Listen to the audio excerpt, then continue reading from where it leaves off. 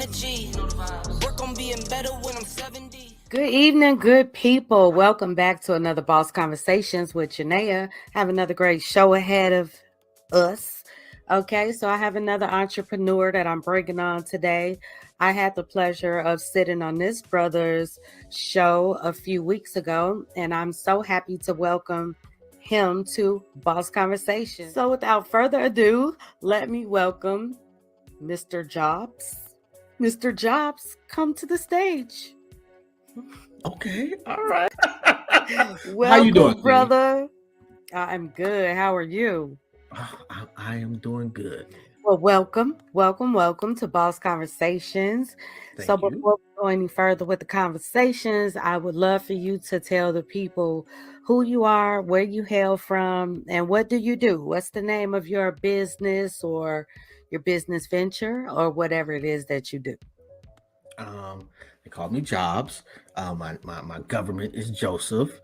I'm from Detroit originally. I live in Cleveland, Ohio currently. I do a podcast. I've been doing it for years now. I don't know. I think this is year 8. And I like to interview people. And I mean, I've interviewed everybody from Chuck D to your local doctor. So I try to, it's not necessarily who you are per se. They might get you on the show, but it's your story that makes it stand out, not just like listening to folks talk. So it works for me. And I do a show called Intellectually Petty Radio. And actually tonight, we're starting a new podcast. We're going to be on set, which is new for me, called Everything and Nothing. So it's me, and we got four co-hosts in addition to myself. So that should be interesting. And I'm a big fan of Janeah and Boss Conversations. I'll be tapped in. So that's my story. Have 5 hosts. Yep. A podcast. Mm-hmm. What's the makeup, men and women wise? It's 4 dudes and one young lady. Ooh, sister, I'm praying for you. Actually, she better, or should I say, I'm praying for you 4? yeah, because she comes with it. Like she have to be able to stand with 4 guys. You know what I'm saying? Just for y'all to be able to do that, she has to be a strong sister. Has to absolutely. Wow. So you really this is your passion. I mean, hey, there's people getting $1 million checks for this. I've been doing it long enough for free. Got you. I'm tired of working for somebody else. I'm not really good at anything else but running my fucking mouth, so. I might as well get a couple of dollars. Why not get paid for? Exactly. Yes. Oh, that is awesome. And so did you start 8 years ago, or did you just start your own show 8 years ago? Is this something you've been doing longer than that? No, I don't know. I'll say 8 years ago, when did I quit my job? I had been working at this hospital, and I said, you know what? I want to do something different. So I cashed out everything, quit my job, and I was like, I'm going to start a business. I started selling merch. I started a podcast. I started a group on Facebook, all of this at the same time. And I had a couple of co-hosts. The co-hosts changed over the years. Eventually, I just ended up doing it by myself. And it's been a couple of years, about 2 years almost now, doing it by myself. And it's just been one hell of a journey. I've met some really, really dope people. And it's been interesting, to say the least. So which was better? Is it better with the co-host, or is it better on your own by yourself? I don't know if one is better than the other. Okay. I'm one of those people, sometimes I defer to other people too much. So I needed some time to myself to kind of, I don't know if it was build my confidence or prove to myself that I could do it without anybody. But I enjoy being able to chop it up with somebody. I enjoy, having a team. I don't want to do interviews with co-host anymore, probably. But as far as like the podcast we're doing, like when we start now, I couldn't do that by myself. Nobody want to hear me talk to myself for an hour, 2 hours. So I always wonder how people do that. Like, you go on YouTube or a video come up and it's one person and you see it's like 50 minutes long. And I'm like, what are you talking to? How can you even talk that long? Because if you've never done things like this, you really don't understand how long a minute is. Talking on your own, like how long a minute is. And then when you're talking about things of this nature, you can't let there be radio silence. You know what I'm saying? No. Any silence has to be intentional, not just you're just there trying to figure out what you're going to say next. So hats off to those of you that do it. Yeah, you got to be really, really smart or extremely charismatic. And I'm neither. To carry on the conversation. Like I've done it a couple of times over the years out of necessity because I had a guest and the guest just didn't show up. Like I don't mind, life happens. I've had to cancel shows over the years. Say something. I always appreciate the people that say something because I went 30 bosses, about 27 bosses before I got a no-show. And it was just like that. It was like first of all, got a confirmation from that person that day, like a few hours early. I sent the link out and they like, yeah, all right, got you. And so, the time coming, I'm like, and I waited, I think then I was still waiting for people like 20, 30 minutes before I finally realized, oh, he ain't coming. And it was like nothing, you know what I'm saying? It was like, because it was the first time. So I was like, maybe he couldn't connect, and I'm like, what's going on? It's a lot of work that people do not realize that we put into these shows. Like when I came onto your show, it doesn't look shabby. It wasn't, it looks like a professional show. I don't need nobody to tell me that my show looks professional now. It wasn't when I started, but I put a lot of.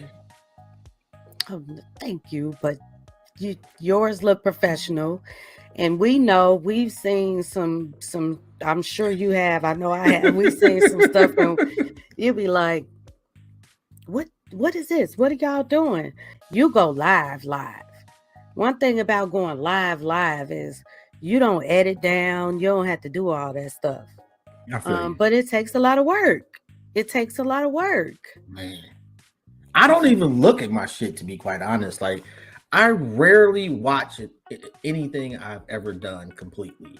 Like, I have to. Really? I hate it. I don't like the sound of my voice. I don't like. I know I'm pretty good at carrying a conversation with people, and people tend to tell me afterward, that I made them feel comfortable. Works for me, but I just don't. Very, very, very rarely will I sit back and listen to an interview I did. I'll listen to other people's interviews, but I don't. So why did you get started? Like, what made you get started in the podcasting industry? Because my whole life, random people come tell me shit. And it just made, it's like I could be on the bus and somebody sit down and start telling me about their fucking day. Like, I really want to hear about your day. I don't know what it is about me that people just felt like they could talk to. It's been that way my whole life. And I was always trying to figure out, okay, it's got to be some way I can capitalize off of this and do something. Podcasting was pretty much it, It's either that or go into radio. And to go into radio, you got to, for some reason, unless you're an entertainer or a celebrity, you got to go to school to talk on the microphone.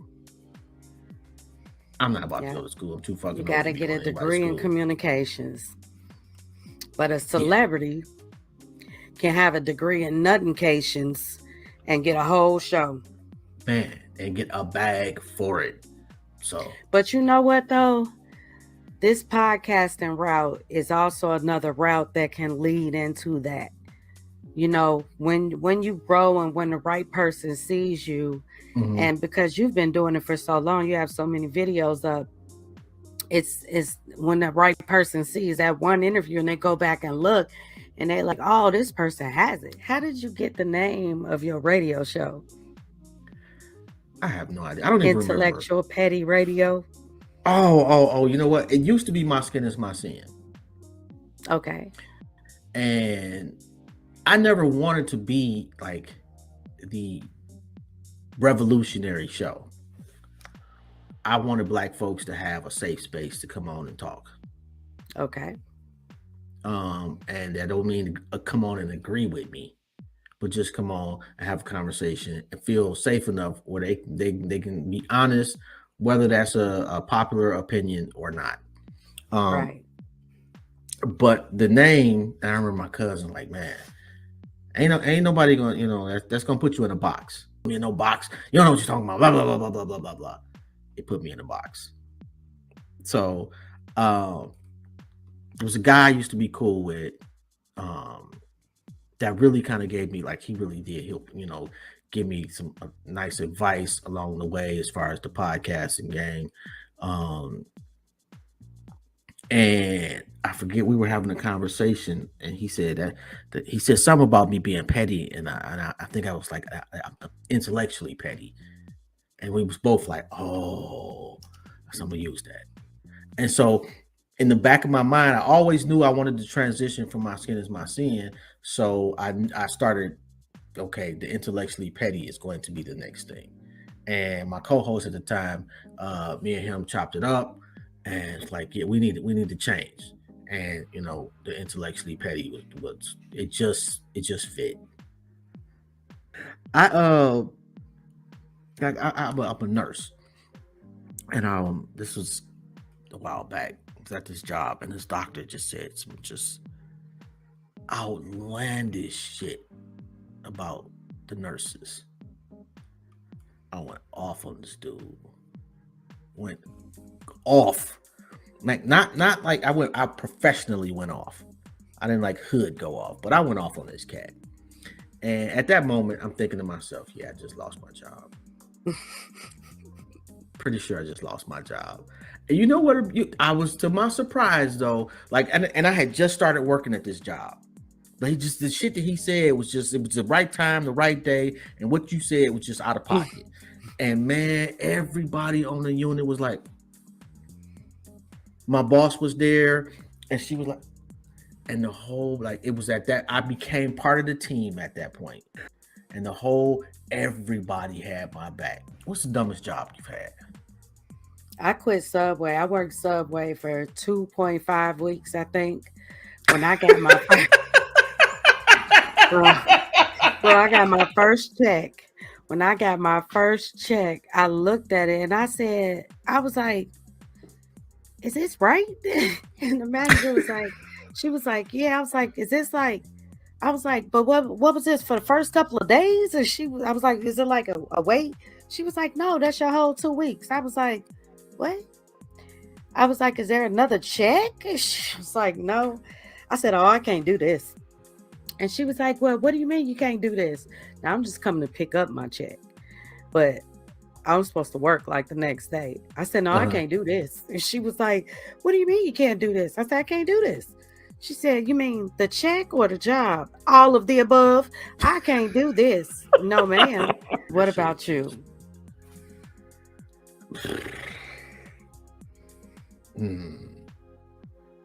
Probably at this pizza place. It wasn't Pizza Populous. I can't remember the name of it. I've done. No, I can't. Damn, I can't remember it. Oh, I was like 16, and my boy worked there at the time, and I didn't really, I just wanted some shit to do. Like I didn't really need the money. My mama was, she was a nurse. She was doing good. You know, um, I just like the food. Until one day, dude, like they had this policy: the last person hired had to wash the dishes. Hated that shit. And then there was a young lady that got hired right after me, maybe like a month after me. Okay, well, I'm getting ready to go home, and I'm not washing these dishes.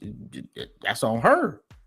Oh well, no, she don't have to do that. You're gonna have to wash them dishes. You got me fucked up, bro. I quit. Oh, she must And have that been a cutie. I don't even remember. Like I couldn't point around the lineup to this day. That was so many years ago. But that was that was the beginning of my quitting spree. I will quit a job. Like I have never been one of those people where, oh my God, I'm loyal to this. No, I'm never loyal to the job. I'm just not going to be. I'm as loyal to the job as the job is as loyal to me. Loyal to me. Yeah, I wanted to ask you, how do you define success? Oh, not having to punch a clock for nobody. You know, I guess there. I guess well, that would be like a monetary success. Like when I see my grandkids, that's success. You know,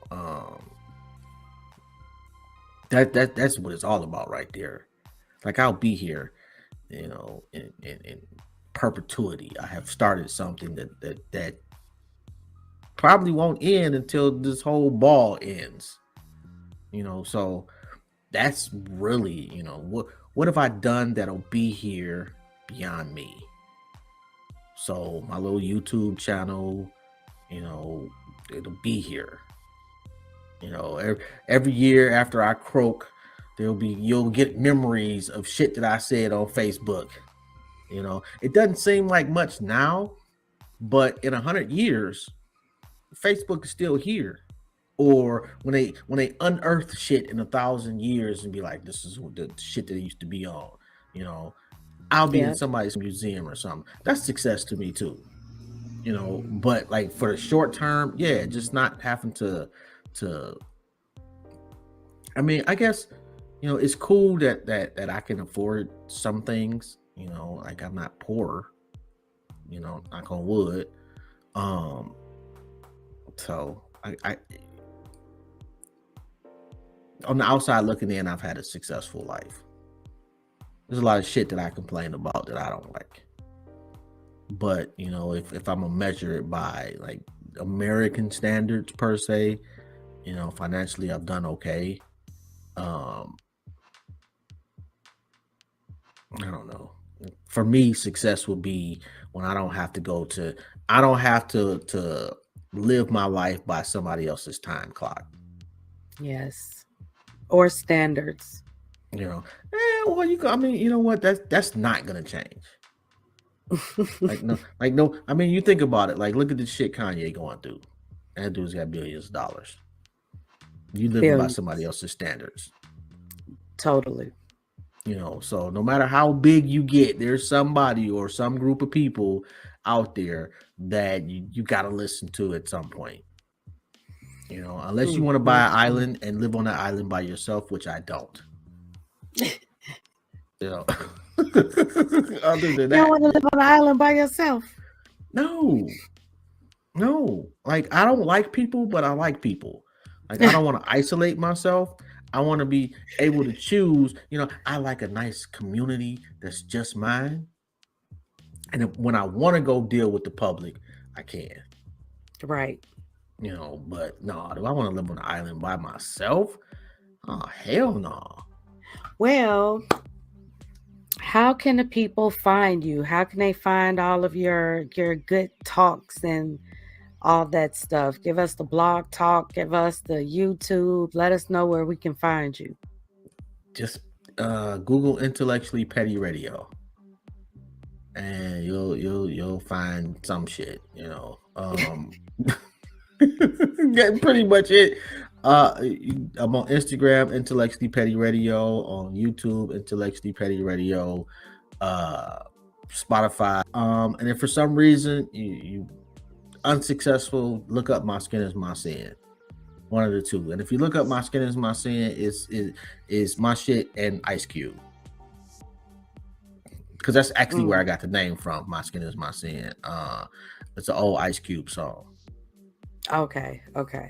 Yeah. I think and one good thing about, having the YouTubes and these videos is, like you said, when you're gone, we have this here for our legacy to keep looking at. And I love that I have an avenue that my daughter and grandson will always be able to go look at. Like if, God forbid, I leave sometime soon, when he's only 3 now, but when he gets older, his mom can always say, hey, this is your grandma. This is what your grandma used to do.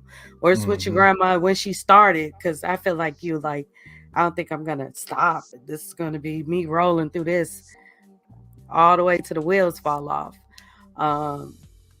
But for you,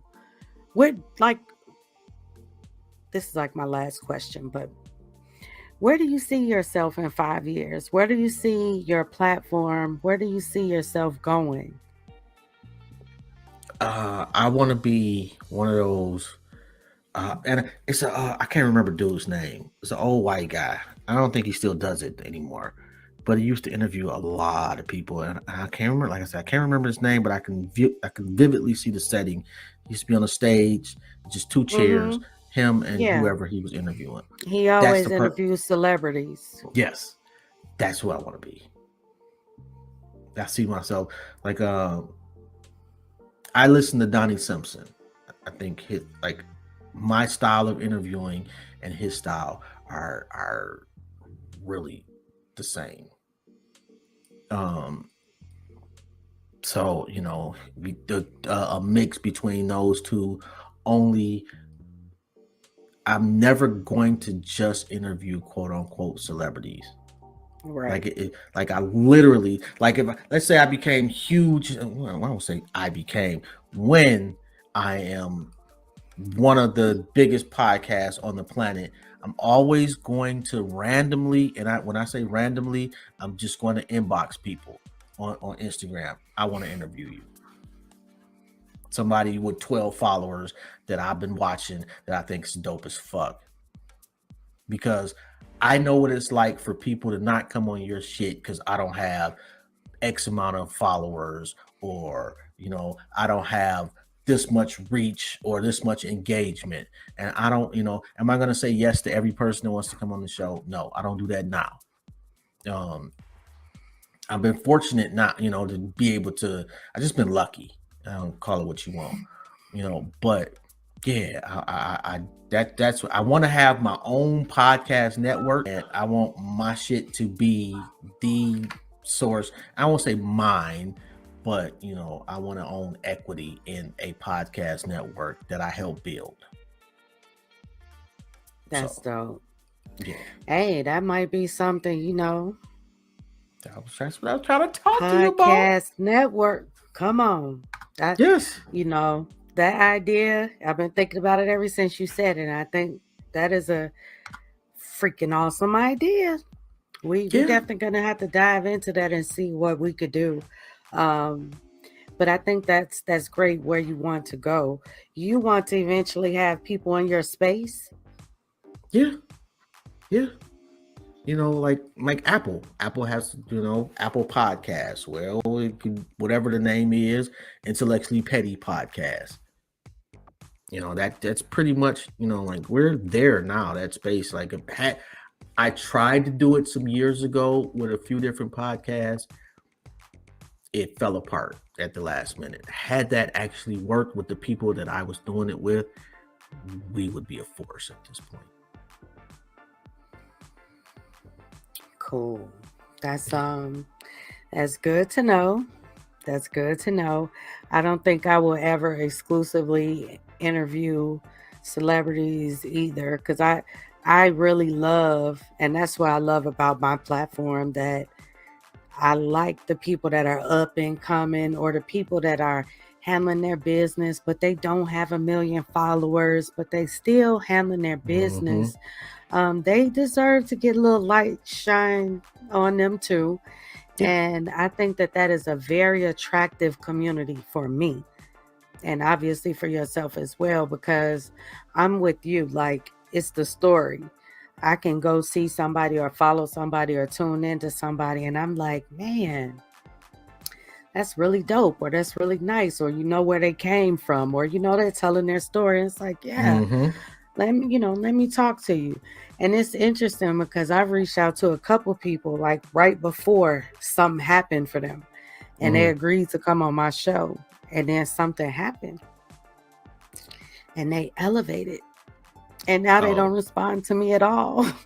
Mm-hmm. Now they don't respond to me at all. Yeah. You The up ladder there. goes both ways. It goes both ways. It does. It does. It does. This has been a good conversation, though. I really appreciate you coming on. I hope I can get you back on again and we can find something to talk about. I Like I don't think that's said, gonna be too difficult. no, I don't think it is either, because we just be talking and Yeah. talking. Whenever you need me, I'm there. Well, I'm definitely gonna call on you. All right, brother. So I want to thank you so much once again for coming on the show. I'm going to be tapping in with you, and blessings to everything that you got going on. And thank you again for coming on. Okay. Thank you. It's been an honor and a privilege. And whenever you need me, just hit me up. All right. Thank you, brother. All right, you guys. That's another Boss Conversation. You know where to find us. We'll see you again next week. On track, now we gon' way up. W's as easy as a late stay up. Stay up. Counting all the way up. Counting blessings, yeah, you know we pray up. Way up. Pray up. On track, now we gon' way up. Way up. Now we gon' way up. Now we going. On track, now we gon' way up. Way up. Now we gon' way up. Now we going. Keep the same energy. Work on being better